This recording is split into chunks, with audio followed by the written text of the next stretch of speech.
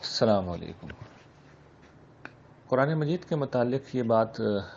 میں پہلے بھی عرض کر چکا ہوں کہ ایک صحیفہ رسالت ہے، یعنی ایک رسول کی بعثت جب اس کی قوم کی طرف ہوتی ہے تو اس میں کیا چیزیں ہمیشہ پیش آتی رہی ہیں، اور آخری دفعہ جب یہ بعثت سرزمین عرب میں ہوئی ہے تو کیا واقعات پیش آئے، قرآن مجید اس کا بیان ہے۔ اور اس کے ساتھ ظاہر ہے قرآن مجید کی جو دعوت ہے وہ ایک آفاقی رنگ بھی لیے ہوئے ہے، اور ہے ہی آفاقی دعوت، تا قیامت انسانوں کے لیے رہنمائی ہے۔ لیکن قرآن مجید کو جب آپ شروع سے پڑھنا شروع کرتے ہیں تو سورہ توبہ تک، جو وہ سمجھیے کہ ایک طرح سے قرآن کا آدھا معنوی اعتبار سے آدھا حصہ ہے، وہاں تک یہ جو رسالت کا صحیفہ رسالت کا جو معاملہ ہے، یعنی رسول اللہ صلی اللہ علیہ وسلم کی داستان کا جو بیان ہے،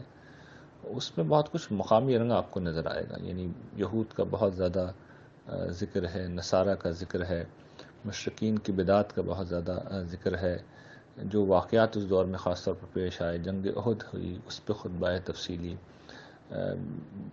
اسی طریقے سے جنگ بدر ہے اس کا ذکر ہے، اور پھر جو جنگ حنین ہے اس کا ذکر ہے، جو آخری اتمام حجت کے بعد سزا و جزا ہوئی اس کا ذکر ہے۔ تو محسوس یہ ہوتا ہے کہ اس میں شاید ہدایت کا جو آفاقی رنگ ہے وہ کچھ اتنا نمایاں نہیں ہوتا،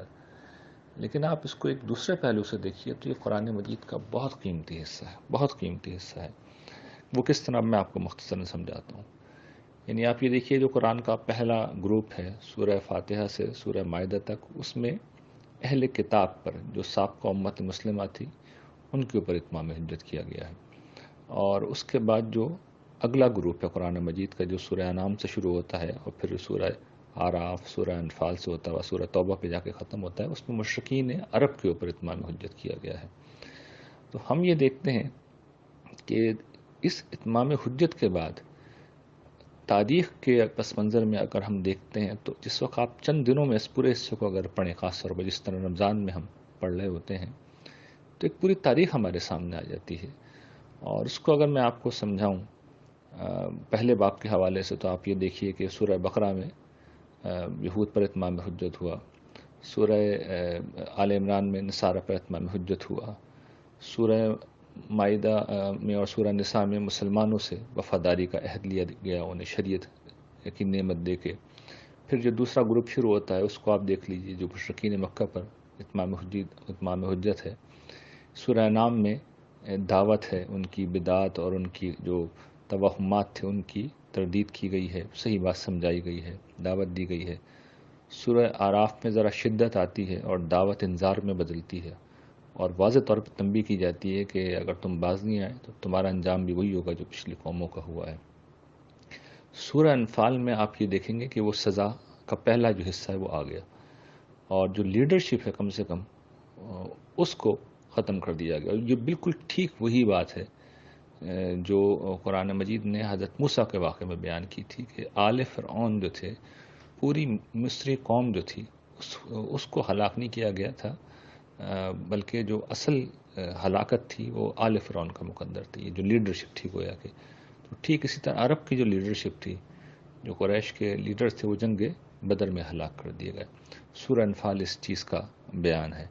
اور پھر آخری داروگیر جو سورہ توبہ میں ہمیں نظر آتی ہے، حکم دے دیا گیا کہ جو بھی نظر آئے اس کو قتل کر دیا جائے اگر وہ اسلام قبول نہ کرے، اور یہود و نصارہ کو جو ہے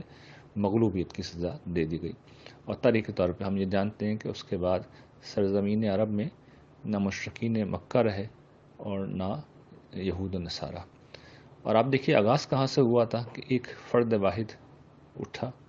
اور ایک ہستی، اس نے نبی ہونے کا دعویٰ کیا، دعوت دی، اور پھر چند برسوں کے اندر یہ واقعہ رونما ہو گیا۔ تو یہ اصل میں رسول اللہ صلی اللہ علیہ وسلم کی اور قرآن مجید کی سچائی کا اتنا بڑا ثبوت ہے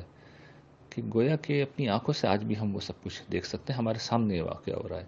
ایک ہستی نے دعوت دی، سمجھایا، بات اچھی طرح واضح کی، اتمام حجت ہوا۔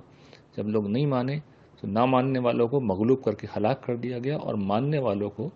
سرزمین عرب کا اقتدار دیا گیا، اور پھر پوری سویلائز ورلڈ کا اقتدار دے دیا گیا۔ یہ معجزہ انسانی تاریخ میں سوائے رسولوں کے کوئی نہیں کر سکتا، اور آخری دفعہ یہ معجزہ کیا گیا اور تاریخ میں بھی محفوظ کیا گیا اور قرآن میں بھی محفوظ کیا گیا۔ اور یہ اس بات کا ثبوت ہے کہ جو ان کی آفاقی دعوت ہے انبیاء علیہ السلام اور رسول اللہ صلی اللہ علیہ وسلم کی